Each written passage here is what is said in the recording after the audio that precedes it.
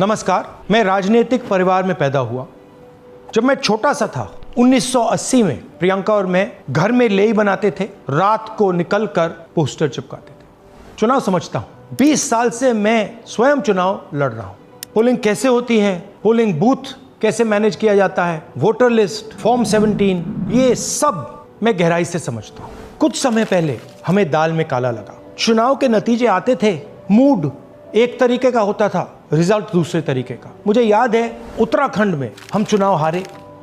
बाद में मैंने कैंडिडेट से पूछा कि जहां रोड शो हुआ था वहां जाके देखिए हमें कितने वोट मिले।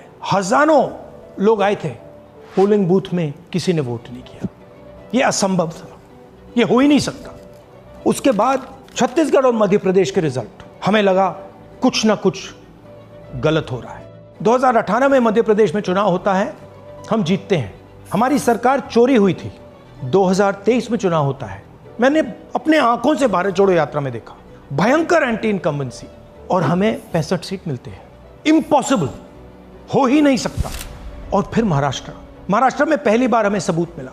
विधानसभा और लोकसभा के बीच में जादू से नए वोटर आते हैं, और जहां भी इन नए वोटर्स ने वोट किया वहां वोट बीजेपी को गया। महाराष्ट्र चुनाव के बाद जब हमें डाउट हुआ, हमारे गठबंधन के सारे नेताओं ने प्रेस कॉन्फ्रेंस किए और हमने इलेक्शन कमीशन से कहा कि आप हमें वोटर लिस्ट दीजिए, वीडियो रिकॉर्डिंग दीजिए। इलेक्शन कमीशन ने मना किया। ना उन्होंने हमें वोटर लिस्ट दी और ना उन्होंने वीडियो रिकॉर्डिंग दी। डाउट हुआ, क्यों नहीं दे रहे, क्या कारण है? तो हमारे दिमाग में सवाल उठा, क्या इलेक्शन कमीशन बीजेपी की मदद कर रहा है? क्या इलेक्शन कमीशन ही इलेक्शन को चोरी करवा रहा है? इसके बाद हमने एक टीम सेटअप की और हमने उन्हें कहा कि आप जाइए, एक कंस्टिट्यूएंसी में जाके ढूंढिए, सच्चाई ढूंढिए, किस प्रकार से चीटिंग की जा रही है, किस प्रकार से ये काम किया जा रहा है और कौन कौन इस काम को कर रहे हैं। सबसे महत्वपूर्ण बात यह है कि इलेक्शन कमीशन डिजिटल डेटा नहीं देता है, फिजिकल डेटा देता है। मतलब लाखों कागज में वोटर लिस्ट दे देगा, मगर डिजिटल वोटर लिस्ट किसी को कभी नहीं देता है। क्यों नहीं देता? कारण क्या है? कारण है कि अगर डिजिटल डेटा मिल जाए तो इलेक्शन कमीशन की सच्चाई पूरे देश को पता लग जाए। हमने टीम को बताया, मैंडेट दी कि आप जाके चेक कीजिए, आप 5-7 सीटों पे पता लगाइए कि चीटिंग हुई, और अगर हुई तो कैसे हुई। टीम ने हमें एक दिन बताया कि 5-7 सीटों पे काम किया ही नहीं जा सकता। क्यों? मैंने उनसे पूछा क्यों नहीं किया जा सकता। उन्होंने मुझे ये कागज दिखाए। ये जो कागज हैं, ये एक लोकसभा के कागज नहीं है, ये एक विधानसभा के कागज है, और इन कागजों को हमने मैन्युअली सॉर्ट करना पड़ा।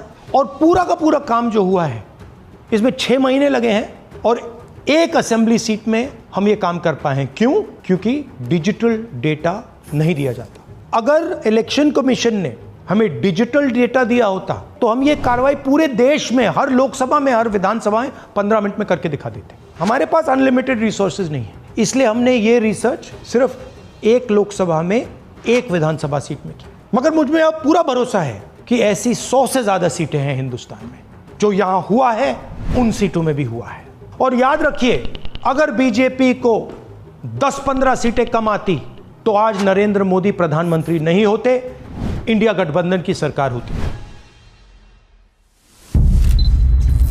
जांच ने 5 तरीके की चोरी पकड़ी है। डुप्लीकेट वोटर, जिसका मतलब एक वोटर के नाम वोटर लिस्ट में अनेक जगह आ रहे हैं। फेक एड्रेस, मतलब एड्रेस है ही नहीं, या फिर house number 0। Bulk voter in single address, मतलब एक छोटे से घर में 40, 50, 60 लोग रह रहे हैं। इनवैलिड फोटोज, छोटी सी फोटो है या फिर फोटो ही नहीं है, और वो जो छोटी फोटो है वो दिखती भी नहीं है। कौन है, किसका चेहरा है, नहीं पता लग सकता। Misuse of form 6। Form 6 first time voters के लिए होती है, मतलब जिनकी एज 18-20 साल की हो, मगर वोटर लिस्ट में 90 साल के लोग फॉर्म 6 का प्रयोग कर रहे हैं। चुनाव में 6,50,000 वोटर थे, उसमें से 1 लाख चोरी के थे। अब मैं आपको 5 उदाहरण देता हूं। ये देखिए, गुरकीरत सिंह डांग, इसका नाम 4 अलग अलग बूथों पे आता है। ये कैसे हुआ और क्यों हुआ? एक और उदाहरण, विशाल सिंह, वाराणसी में वोटर लिस्ट में नाम है और बेंगलोर में 2 बार वोटर लिस्ट में नाम आता है। क्या ये वाराणसी में वोट कर रहे हैं या बेंगलोर में वोट कर रहे हैं या दोनों जगह वोट कर रहे हैं? एक और उदाहरण देखिए, हाउस नंबर 0। तो आपने कभी सुना है हाउस नंबर 0? हमने तो नहीं सुना था, मगर बेंगलोर में हजारों हाउस नंबर 0 हैं वोटर लिस्ट पे।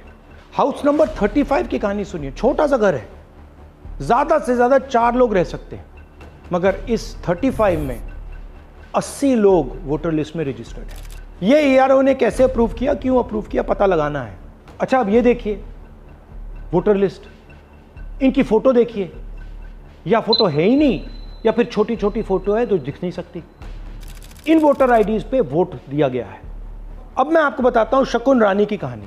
फर्स्ट टाइम वोटर बनी है, 70 साल की आयु है।